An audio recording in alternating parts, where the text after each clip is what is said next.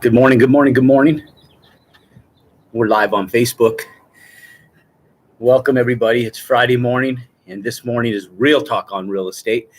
And today, the subject is land development. We're gonna do 5 steps. 5 steps to developing land. The 5 most important things that you must consider when you're looking at developing real estate, when you're looking at developing land.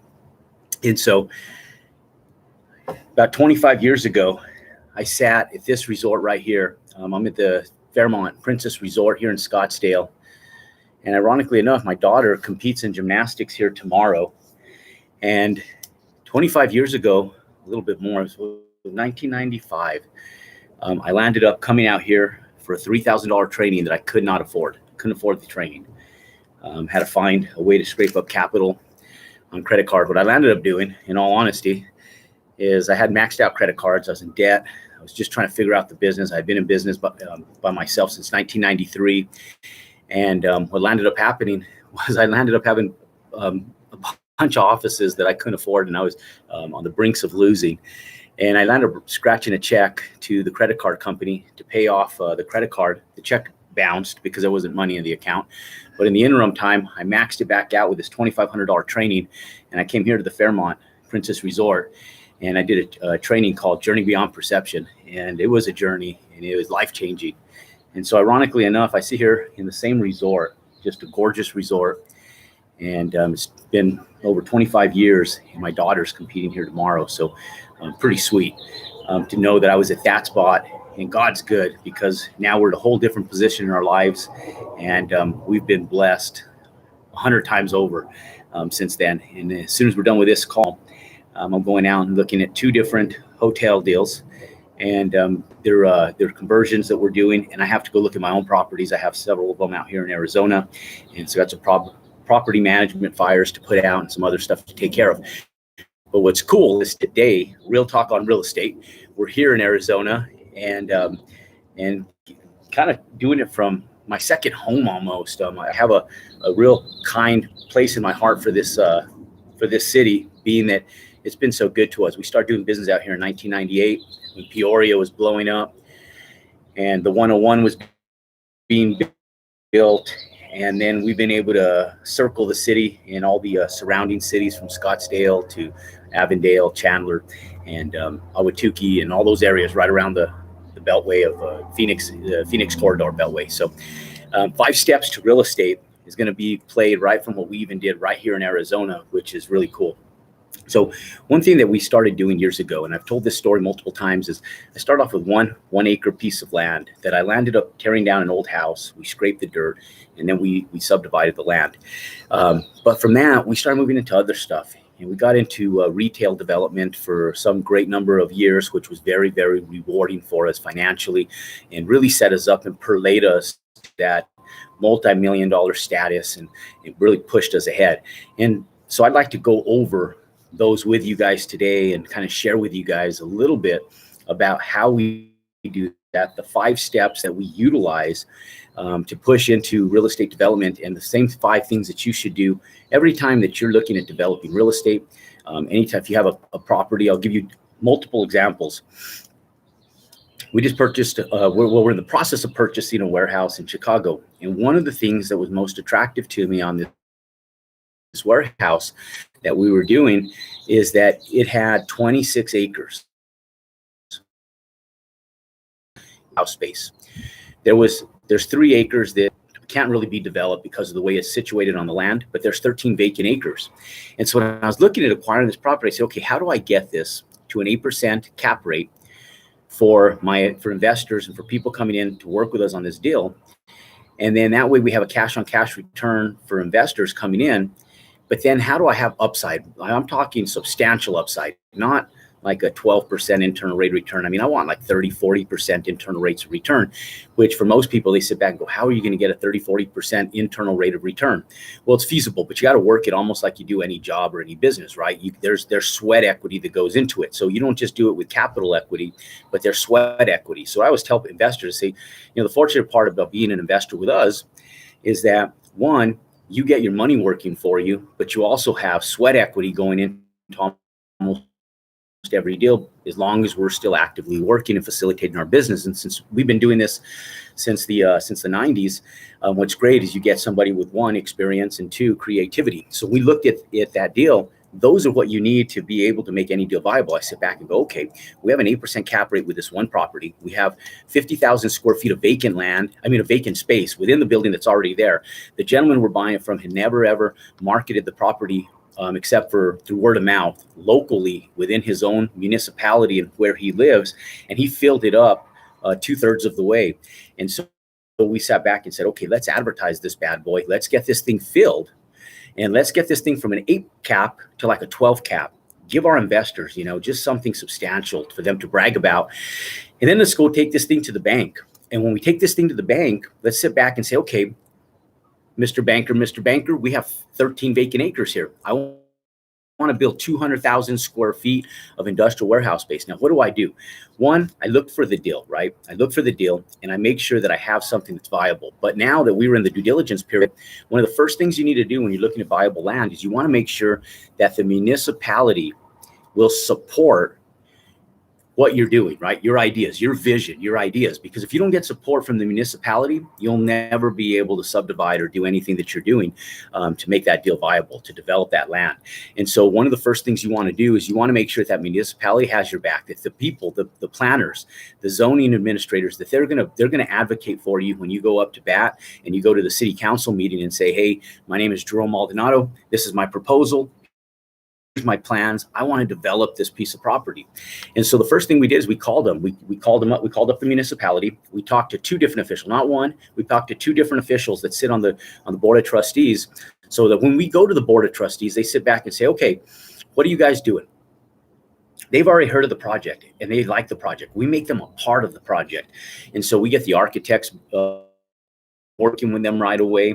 And we say, look, we've brought so-and-so on as our architect. They're going to be the professional architect that's going to help assist us with all the development. So if you guys have changes in regards to parking or public works or parks and recs or whatever it is, this person that's our architect is going to facilitate all the nuts and bolts of whatever we're going to do. And so they like that because they sit back and go, okay, we have a go-to person that they'll make the changes on our behalf if we need to. Now, obviously, there's financial circumstances. You sit back and say, okay, don't get carried away. We're paying, we're budgeting for this stuff.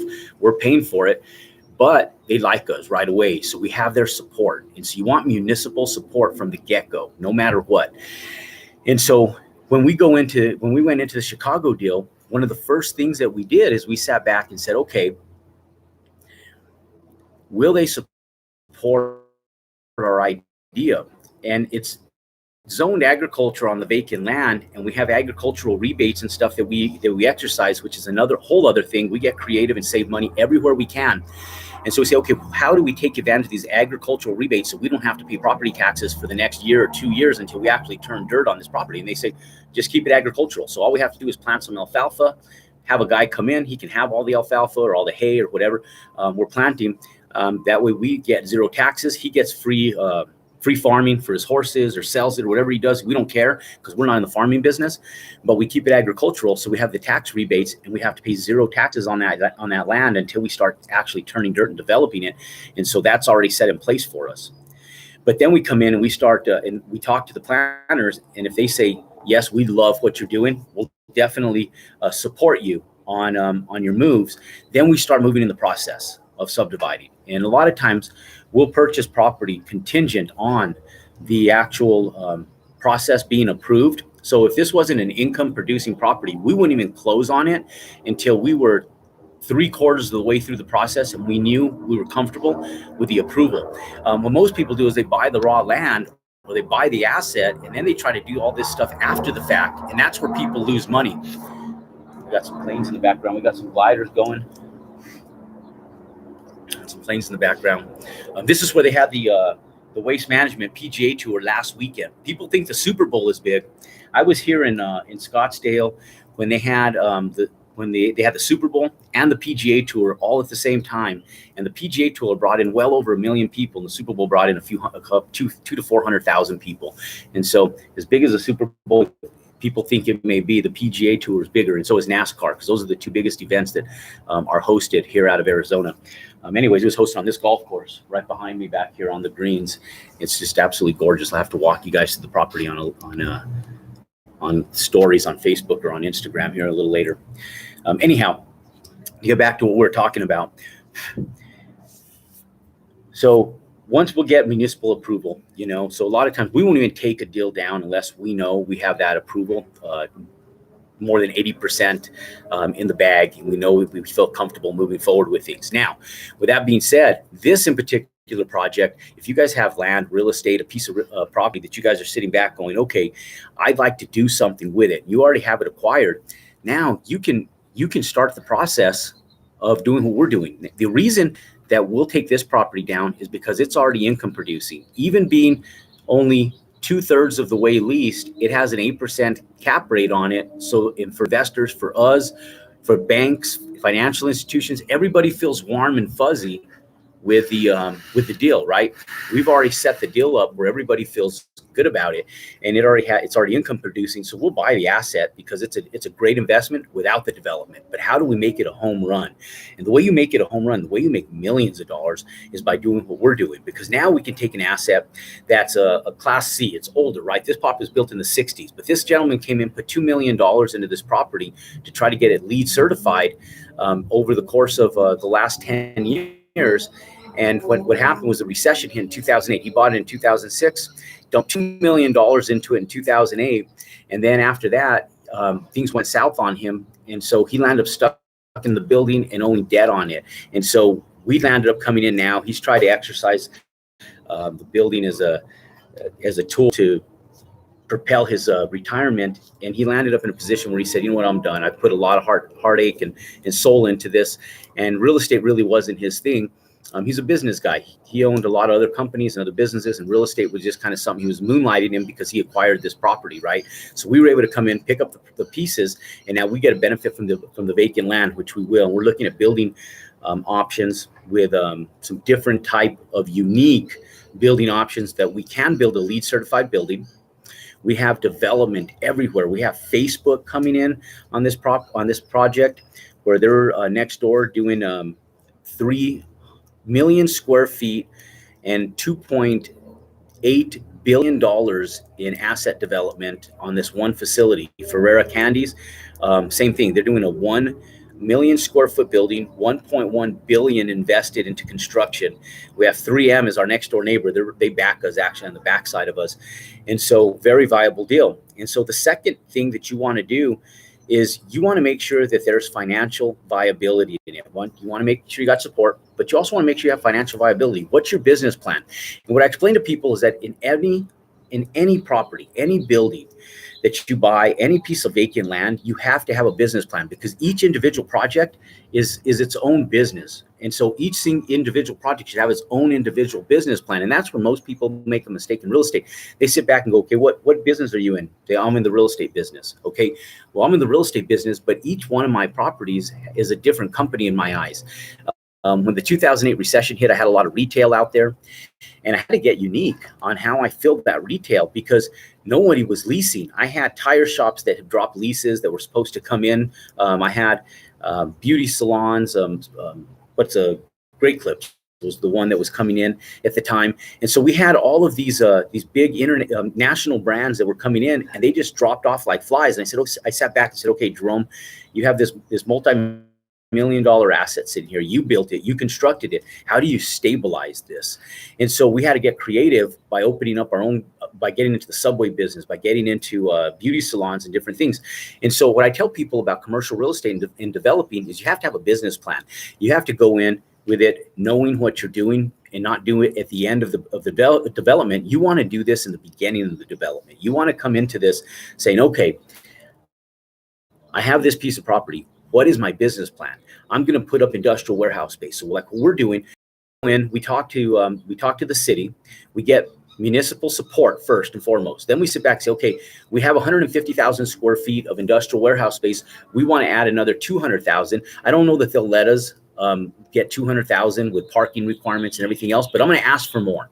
So I always tell people, ask for more, ask for the stars, and then come back down to reality, right? It's kind of like when you're out and you're dating, you don't go in and ask for the ugliest guy or for the ugliest girl. You sit back and set your expectations high, and then you come back and say, okay, maybe I'm not good enough looking or have enough going on for me. I'll come and bring myself down to reality, and I'll settle for something that's average, right? And besides, average girls are better than high maintenance ones anyways, and vice versa. So you get the best of both worlds long term. And so I sit back and go, okay, how do I go in and get this facilitated? I go and ask for more. Then they sit back and say, okay, Jerome, you can't do 200,000 square feet, but you can do 175,000 square feet. So I go back in, they give us approval for 175,000 square feet. I sit back and say, okay, now I have to lease this thing. And so before I even turn dirt, I have a business plan set in place, and I get with an architect and I have them do a pre-development design that's three-dimensional, right? That has the elevation design on it and shows the building in perspective through its three-dimensional image.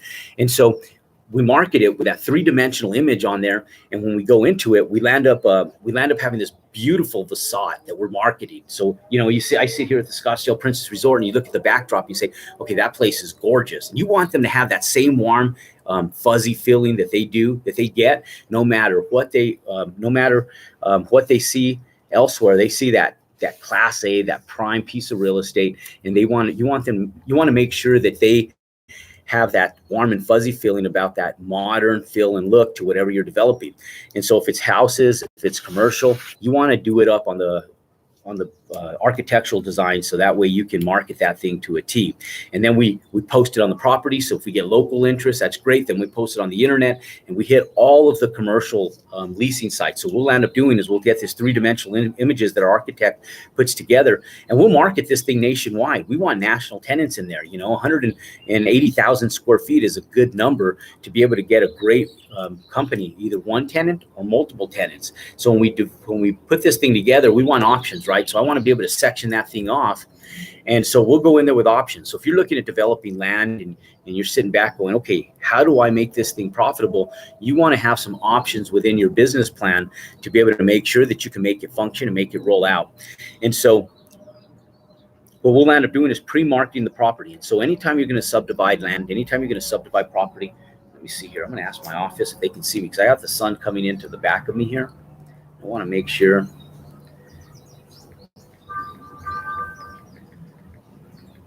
that you guys are able to see.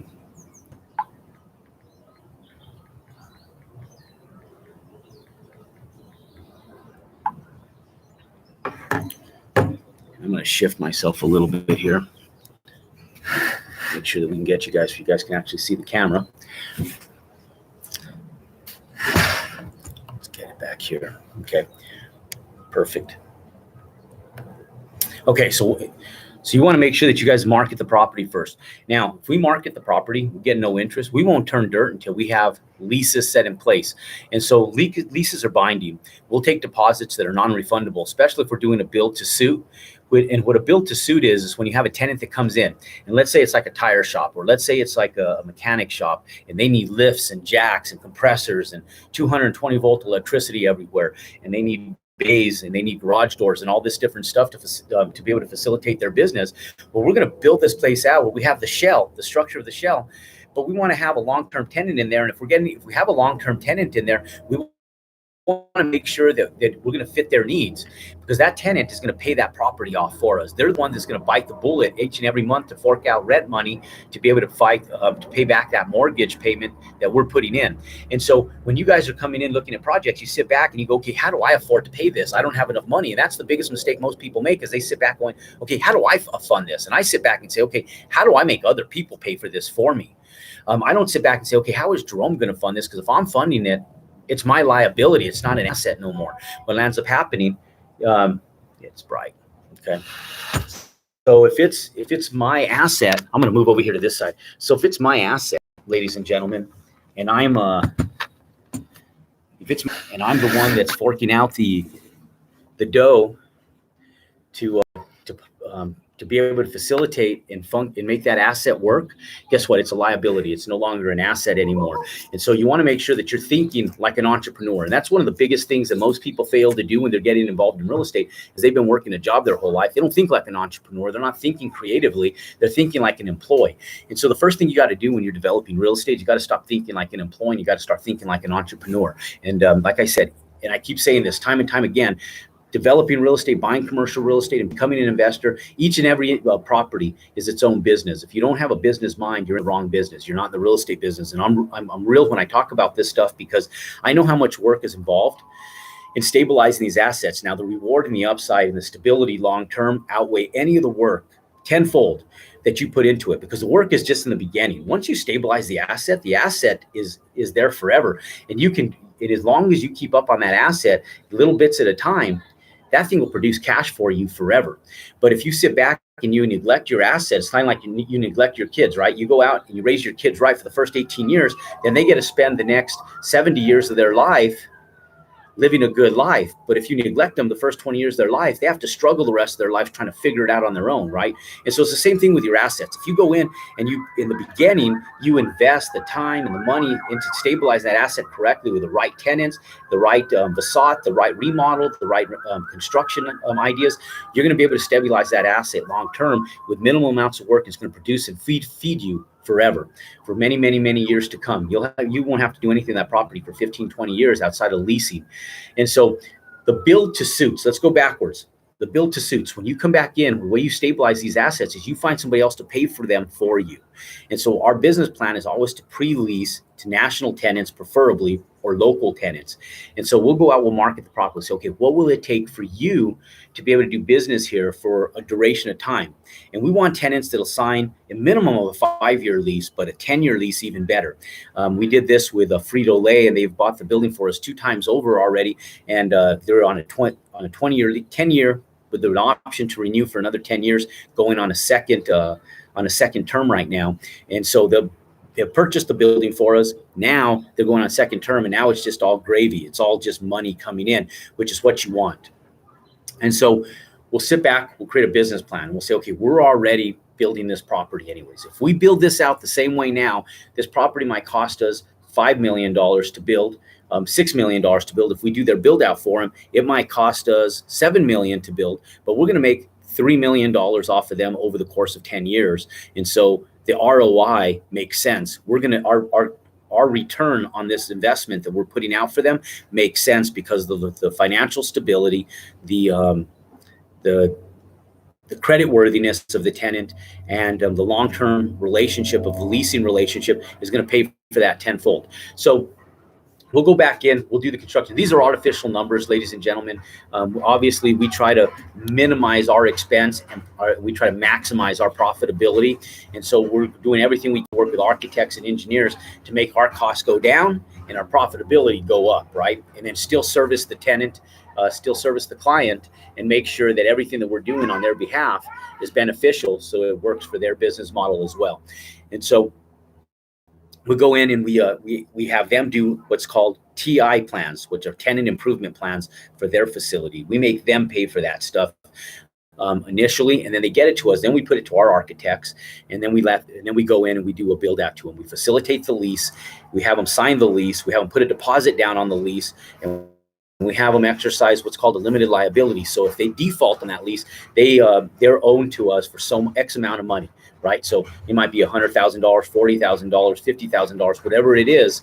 We'll make them own to us, even if they default on that lease, for some amount of money, so that we recuperate our costs and expenses of that build out. And so everywhere we're going, we're protecting ourselves to make sure that our asset is stabilized long term. So for you guys getting into it, I know I'm talking about the big picture, and I'm utilizing our Chicago deal as an example on this. So all you have to do is just scale this back down to what you're doing right now. And I have a video coming out next week that we talked about land development, specifically land development for residential use. And the way I got started in this, ladies and gentlemen, is I went out and I just found land that was simple to develop. And so if you're looking at this video right now and you're saying, oh my God, this seems complicated, there's a lot of nuts and bolts to it, but there's little bits and pieces that we can help you with through the Elite Real Estate Society and JeromeMaldonado.com, where we dissect each section of this for you in small courses that helps you bite off little chunks that you can feed off of over the course of time. This is kind of just the cramming of all of it so that your brain starts thinking in that perspective, and then you start moving through the process. You start moving through that process regularly on whatever development that you want to do.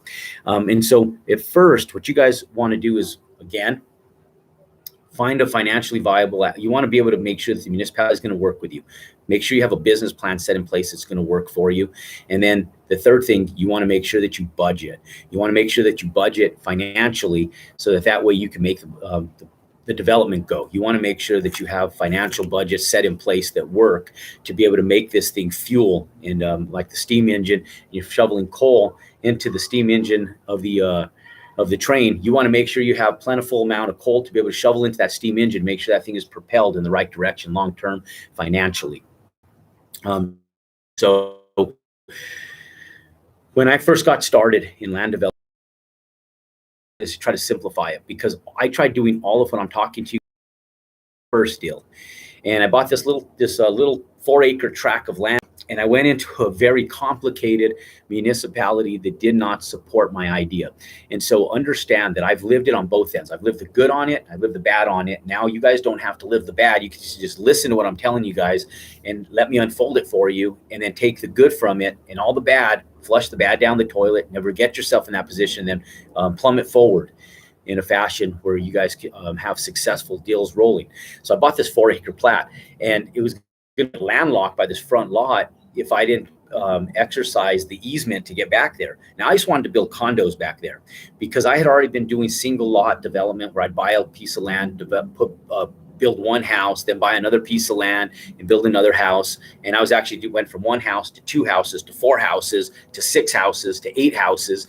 And I kept just multiplying them out when I first got started. And I would just re-roll the capital. I wouldn't touch any of it, right? I had my normal construction company that I had my day-to-day business. And then I had my assets going where I did one property and I made my money to pay my bills and feed my kids right here. And then I put it, that money, rolled it right back into another deal, then into another one. It kept getting bigger. And then I take money from here and feed it to the monster. I'd feed it to the development company, and I take all the extra money. I live minimally, feed it to the development company, and then I take that money and then build and multiply and duplicate. Well, then I sat back and said, okay, I've been doing this 1Z, 2Z, 3Z thing. Let me get a piece of land. Let me do like an 8-deal condo complex all in one little establishment instead of individual lots. Well, I went in, I bought the land, and I said, okay, I'm going to go back in and change the zoning so I can get cluster housing. And then I went and sat down with the city planner, and she fought me from day one. And my first mistake was that I fought her. I sat back and said, I'm going to go back in. I'll get this done, because I was Jerome Maldonado and I've done anything and I've been making money and I'm bulletproof, right? I can get anything done. And that's what I truly felt, because I was having success, little bits that were compiling on me. So I thought, you know what? I can get this done. Hell with this municipal planner. I'm going to go in and I'm going to get this deal done in spite of her. And so that was the first mistake I made. I went and invested a bunch of money into architectural designs, prints, everything. And I started bypassing her. Then we had these meetings and they call in all the neighbors. And the first thing this lady did is get up there and make me look like the devil, right? Her job was to make sure that she made sure that everybody knew she did not support this development. She was the deal breaker. I didn't ever set up a relationship with her that was positive. So she got up there, the first person to talk to the board of trustees, to talk to this, the city development planners, and she was negative about the entire project from the get-go. Now all the homeowners that were already skeptical about the project, now they just confide with her. They're like, oh, she doesn't support it, and they all went with her side of it. And so immediately I had a negative experience and got denied on the subdivide and on the land development.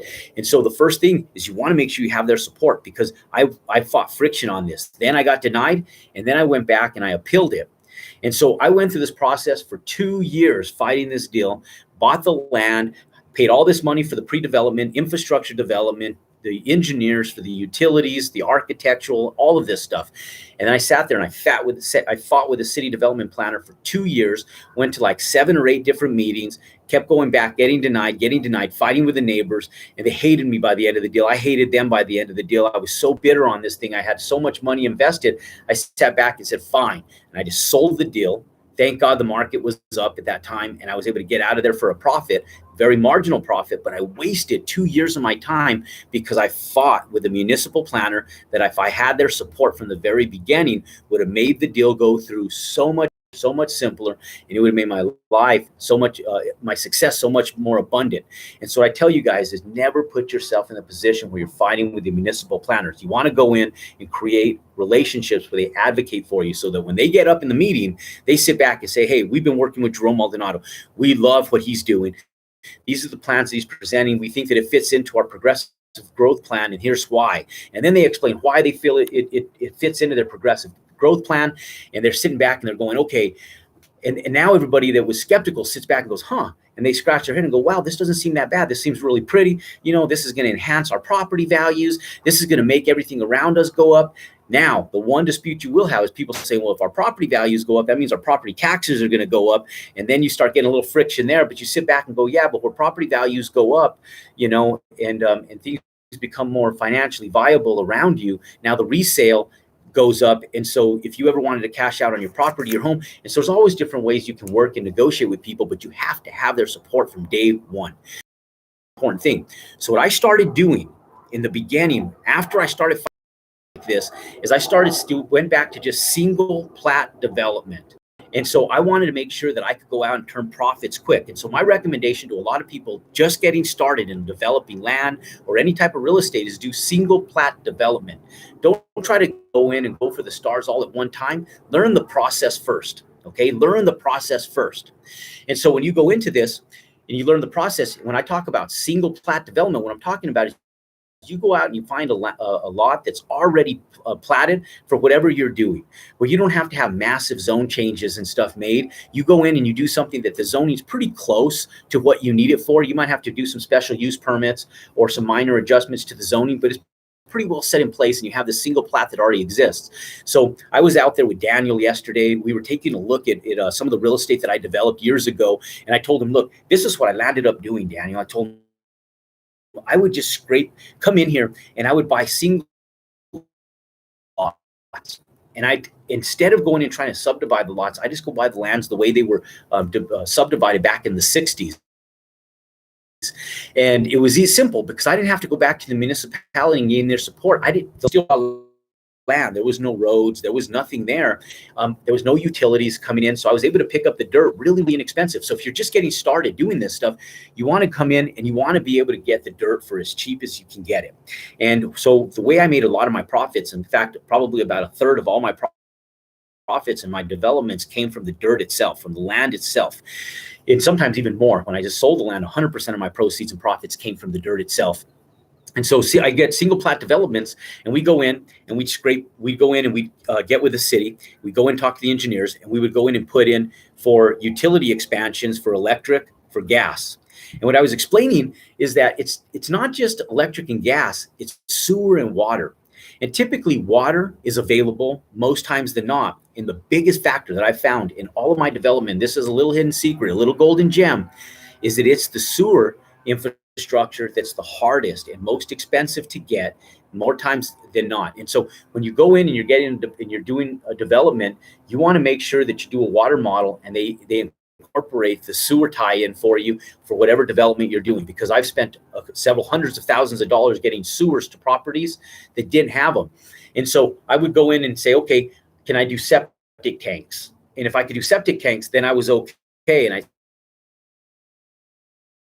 sit back and say, okay, I'm going to meet those requirements so I don't get friction, and I'm just going to develop it out. Once I put in the infrastructure and I had a plan, I'd go back to the city and say, hey, look, I just spent thousands of dollars putting in electrical, gas, and water up this road. We got the phones, the cable, everything. And I need the roads can you guys come in with a tractor and cut these roads for me? And 100% of the time, once I put in the infrastructure, the city came in and they would cut the roads for me. They wouldn't give me tax benefits, but they'd come in and say, we'll help you develop the roadways and stuff. They'd crown the roads, put in the drainage on the side for me. They bring in the big tractors. And even while I was doing construction once a month, they'd come back through with their big bulldozers and they'd grade the roads out for us in these residential subdivisions that I was buying. And I would buy up multiple lots in there. And it was great because it was a win-win situation. I didn't have to friction from the city. Didn't have to deal with municipal approvals. I knew that my projects were financially viable because I knew what my costs were. Plus, I gained their support, and they were always willing to help me out and make things a little bit more financially viable for me over the long haul, just because of the way we set up the development from day one. Let's see. Patricia has a question. Hey, Jerome. Hear you. Thanks for sharing. I just found out yesterday one of the city workers in the permit department is giving false info on land and to private investors. Best not to have to zone change.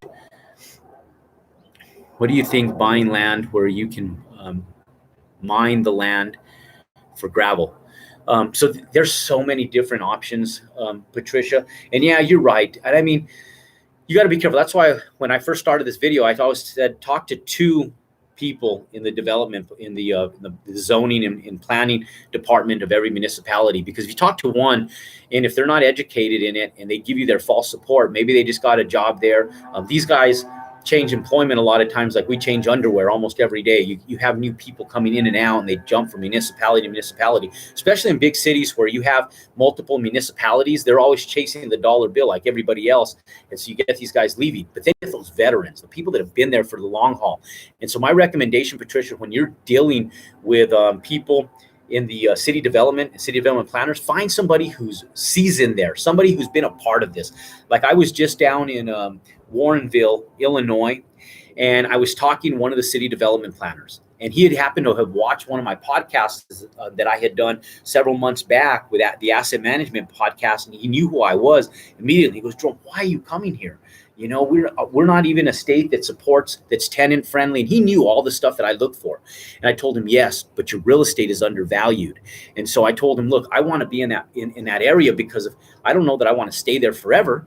I don't know that I want to deal with your politics, but I know I want to profit from your people because one, you guys are growing, your real estate's undervalued, and I want to come in and take advantage of it. But this gentleman had been there for 25 years. He knew the city development plan. He was real honest with me. He said, Jerome, you're not going to get approval right now. He goes, I'll tell you right now that there's 3 of us that make the decision. And he goes, we just can't approve what you want to do because we want to see it stay in this zoning. This is what we zoned it at in 2006. And we want it to stay there. We've had one bad year because of COVID. We think it'll rebuild. Now, if it doesn't, he said, Jerome, come back to us in a year from now. Maybe the writing's just not on the wall for us right now. He goes, but he's been there for a long time. He knows what's happened over the last 25 years to take them to where they are today, right?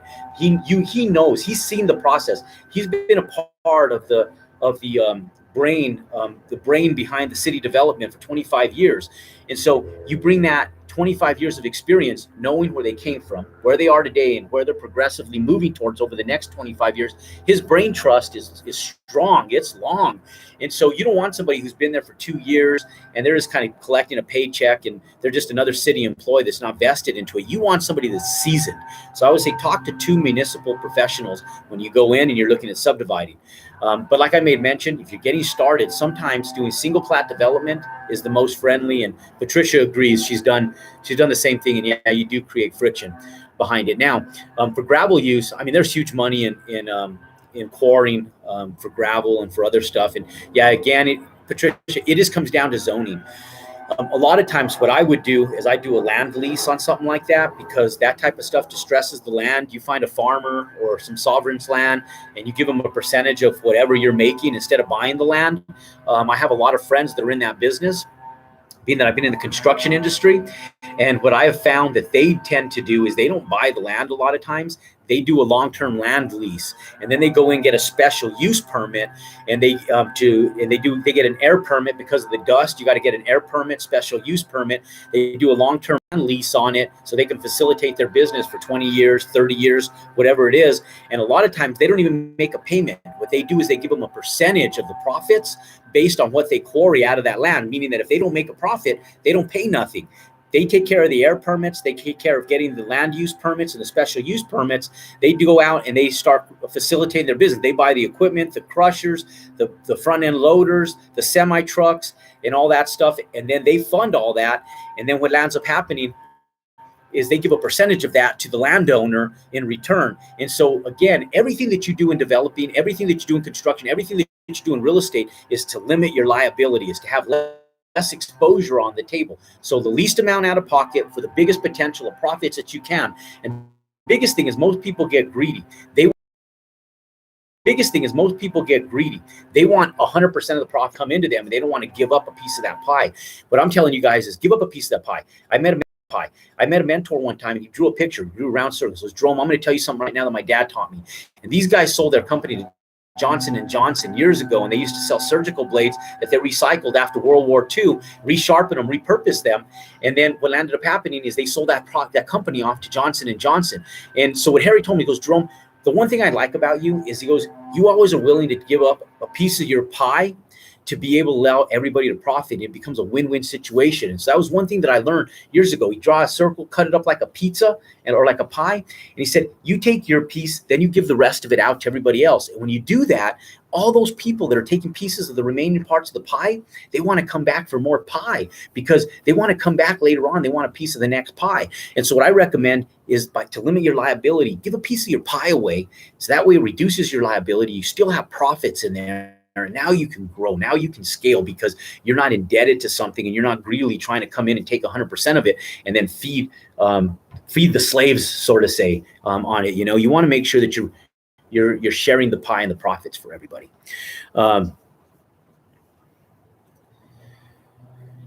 Finally got one. Clerk to permit depth said that they will be the contract resource for all my needs. She was really service oriented and helpful. Okay, land lease with permit. Great to know. Yeah, land lease with permit. James, love the pie analogy. Yeah, thank you, James. Yeah, it works. And I'll tell you guys, it's one of the biggest things, you know. Find a team, okay? And that's your number 4. Find your team that's going to advocate for you. You're going to find your team of professionals. You're going to find an architect that works for you, because an architect, pay them. They'll save you money in the construction of your projects, guys. Ladies and gentlemen, your team will save you money if you pay them and you go in. Now, there's exceptions to that. You're going to find greedy people. They're everywhere. And yes, you are going to find people that are going to come in. They're going to want their whole piece of the pie. When you do that, you cut them out of your pie. You get rid of them. And then you bring in another professional, and you have them be a part of your team. And so one of the big things is making sure you have a team that's advocating for you, because if you have a good architect that's coming in and helping you out with your deal, when it gets down to the nitty gritty, as far as like the construction types, the material types, where they're pulling water from, where they're pulling utilities from, all that stuff, they'll pay for their fees if they know what they're doing from day one, because they'll end up saving you money, thousands upon thousands of dollars on utility pools, on material costs, on construction costs. They have budgets and softwares put in place, and they know where you're supposed to be financially on this project. So if you work with them, they'll always help you with these projects. And so always give a piece of the pie up to your professionals. You know, your engineers, same thing. Your general contractors, same thing. They're the ones building out the project. You want to make sure you manage that stuff, but you want a good team that's going to help you, because over the course of time, they're going to be the ones that'll save you money. But anyways, going back to the single plat development, you know, I want to end on this because I think this is really important for people getting started, is to reduce the complications in everything that you're doing and simplify things. So if that way, when you go in and you used to have your first deal, the biggest thing is you want to make your first deal a successful deal. You don't want to complicate your first deal. So my recommendation, everybody that's just getting started on their first development deal, is to go in and simplify it. Find a single plat development it's almost zone ready, where you can go in and you can utilize that piece of property for what it's already zoned for and it's already platted for. Now you need to worry about the main things like utilities. You need to worry about utilities, infrastructure development.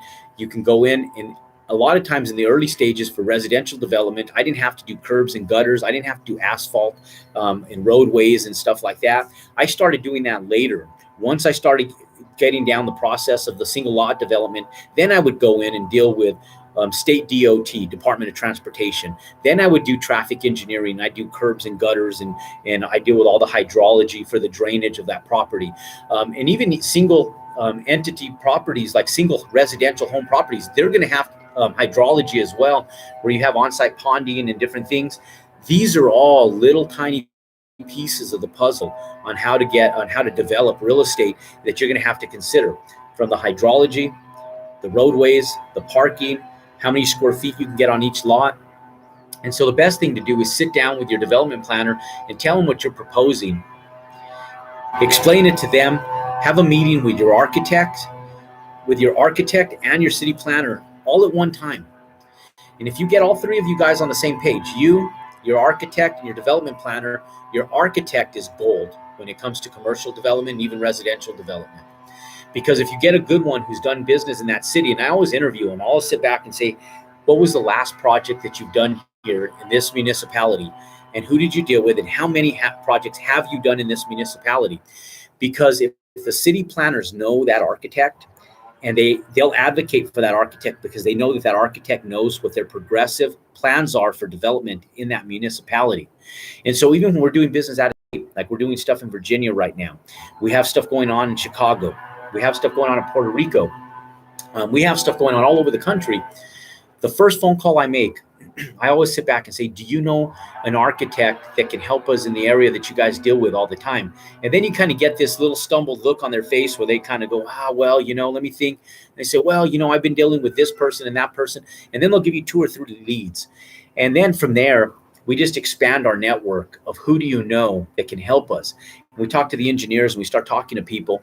And before you know it, 2 or 3, 4 phone calls down the road, we have people that have been referred to us that are respected highly by these professionals. And when you start hearing the same name more than once, you know that you have a professional that's active in your market. And when you have a professional that's active in that market, that person's going to help you. So I can't explain to you guys what's more important than building a good team. And so having a good team set in place is going to be one of the most important things that you guys do when you guys first start developing an asset. And then you can start working on finances, because I know a lot of people are sitting here going, okay, I can put all this stuff together, Jerome, but how do I find the money? How do I find the money to make this thing go? And my answer to you is the money's out there. There's plenty of money out there for these type of developments, and people are going to want to be a part of this. But the first thing you got to do is you got to have a deal that makes sense financially. And so, like I say time and time again, when I'm talking about real estate, commercial real estate investing, when I talk about residential real estate investing, and people want to get in, they sit back and say, well, how do I raise capital? And that's always the big question: how do I raise capital? Jerome, how do I get money? I sit back and go, man, we live in a world where there's no shortage of money. In fact, they just have a printing machine. Everybody back in the day, they say money doesn't grow on trees. And I say, no shit, just go to the Federal Reserve. They're printing it like it does. There's so much money out there right now that if you can give somebody a return on a deal that makes sense, they're going to invest in it. The money will be there for you. I promise it'll be there for you. If you guys find a deal, you guys put it together, come to me. And if it's your first deal, I'll give you a piece of that deal. If you put the whole damn thing together for me, and if financially it makes sense, I'll sit back and go, damn, you did a good job paying attention, listening to me. This deal makes sense. I'll fund the damn deal and I'll help you with the deal. Don't worry about the money. I'll help you with the deal. And any other smart investor will too. The biggest thing you have to do to get money, to fund any deal, is you've got to get good at the basics. You got to be underwriting deals. You got to make sense of it. So what you have to learn first and foremost out of anything, before anything you do, is you got to learn how to underwrite deals, and you got to learn how to make sure that the deal is financially viable. If you can learn how to do that, you can bring the deal to me, I'll buy it from you. You can bring the deal to any good investor, any good developer, they'll buy it from you, or they'll invest with you, and they'll give you a piece of the deal for putting it together. So the money is there, the money is available. Don't worry about the money. The money is the last thing you worry about in the beginning. It's the last part that you worry about in the beginning. It's not the last thing you worry about in the development. It's the last thing you worry about in the beginning of putting the development together. You have to make a deal make sense first. If you get good at making deals make sense and you understand the process, and a good investor, a good developer, they're going to invest with you. They're going to invest with you. Like I said, I bring that offering to you guys. If you guys can learn how to underwrite deals, put these deals together, bring them to me, I promise you, I'll invest in them with you.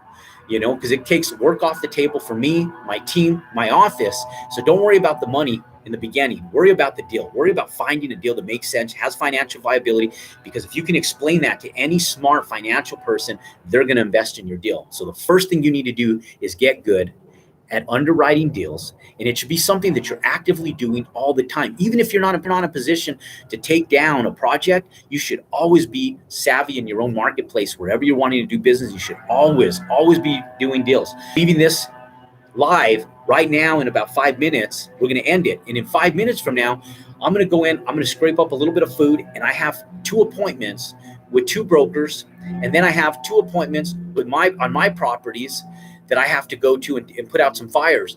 But even while I'm here, I'm going to deal with 2 brokers on 2 overpriced deals, because I don't care that they're overpriced. I just want to see what the market is bearing for, because my mind can't get wrapped around it. And it's fine, because these gentlemen are my colleagues. They're my friends. They advocate for me. They know I won't buy the deal, but they'll invest in me because they know I'll buy a deal. It just might not be the deals that I'm looking at today, but they're going to go out and take me to 2 deals today that I'm going to underwrite that are ridiculous. I know they're overpriced. I've already looked at them. I looked at the papers in 5 minutes. I knew. I was like, shit, man, I can't even believe these things are priced like this. But guess what I'm doing today? I'm going out to underwrite deals because I want to stay savvy in my marketplace. And so the 5th thing you want to do is you always want to know and understand the market that you're investing in. And so even today, the same thing that I'm telling you guys to do, I practice what I preach. I'm out there. The same thing that I'm telling you guys to do, I practice what I preach. I'm out there. I'll be shopping real estate.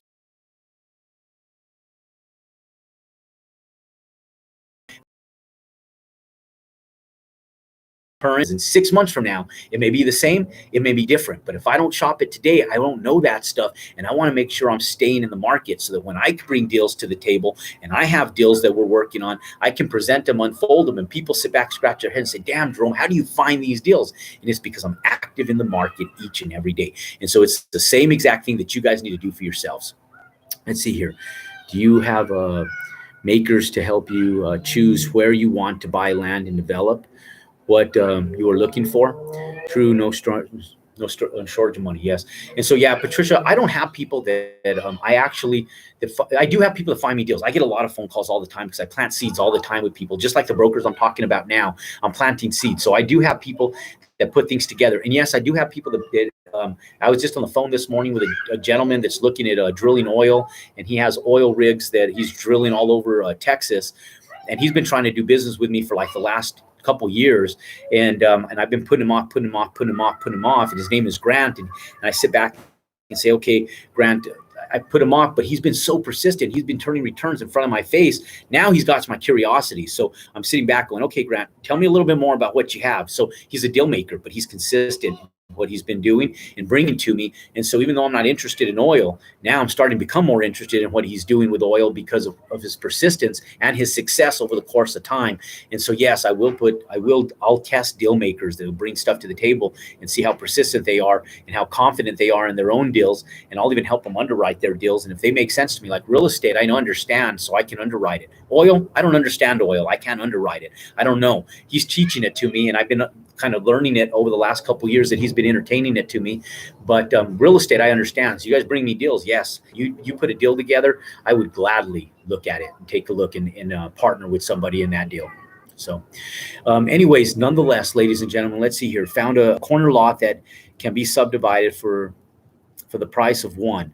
Waterfront, rare. Was looking how to make profit from it. Yeah, it's a good problem. You can make 2. I'll tell you, we were in Jupiter Island after Hurricane Andrew, and a buddy of mine and I went in there, and he was looking to buy this property for himself, and there was one property for sale. Hurricane Andrew annihilated it. Well, come to find out, the property next door wasn't annihilated where it was leveled because of Hurricane Andrew, but it had so much mold damage and so much water damage into the interior. It was going to cost more to renovate it and bring it up to code than it was to just tear the damn thing down and scrape the dirt. What we landed up doing is buying both lots together, and this was years ago. And we landed up combining it to one lot, building one massive property and selling it. And my buddy lived in it for a couple of years because it took us a little while to sell, but our return, our ROI on that project was so substantial that project made us so much money on one little land deal that was oceanfront over in Jupiter Island, that I love those little waterfront properties because of that one, because of our success that we did with that. In fact, we're looking at a project right now that these guys, a broker out of Fort Lauderdale, brought to us out in the Keys, where it's an apartment complex and it didn't have a price on it. So I knew it was I know it was an off-market deal. And so I've been working with, I won't say the name because I'm still working on the deal, but I'll tell you guys about it if anything happens and transpires with it. But it's right on the water. It's right on Key West. And it's a cool little apartment complex. And we're looking at it. Will we buy it? I don't know. I haven't even talked about it yet. It's the first time I brought it up, but we're underwriting. We're looking at these deals. So anyways, nonetheless, Patricia, if you have some stuff like that, hit me up, DM me, and I'd be interested in taking a look at it. For those of you guys who missed out on the whole thing, rewind it, rewatch it. You want to get real estate, land development, make sure that you have a piece of property that's viable first, that works. Okay. Make sure you have their support. Make sure you have their support on what you're doing. Make sure you have a business plan. Every piece of property is like a business. You have a business plan, a business model for each different project that you have. And is it financially viable? Is it financially viable? And once you know it's financially viable, you need to be able to exercise those. And you want to make sure you're underwriting deals so that way you can make sure that you have a project that is going to be turnkey for you. You want to go in. And if you watch this video, I talk about all the utilities and the infrastructure development, talking and working with the architects, all that stuff's important. And if you exercise those 5 things, ladies and gentlemen, it's the first 5 processes that you have to go through to developing land. Ladies and gentlemen, I wish you guys off to a great day. Rewind this, replay it, rewind it, replay it. And if you guys have questions and want to see more content just like this, pound that thumbs up button, subscribe to our YouTube channel, and we'll see you next week on Real Talk and Real Estate. Jerome Maldonado. You guys go out and compound your success.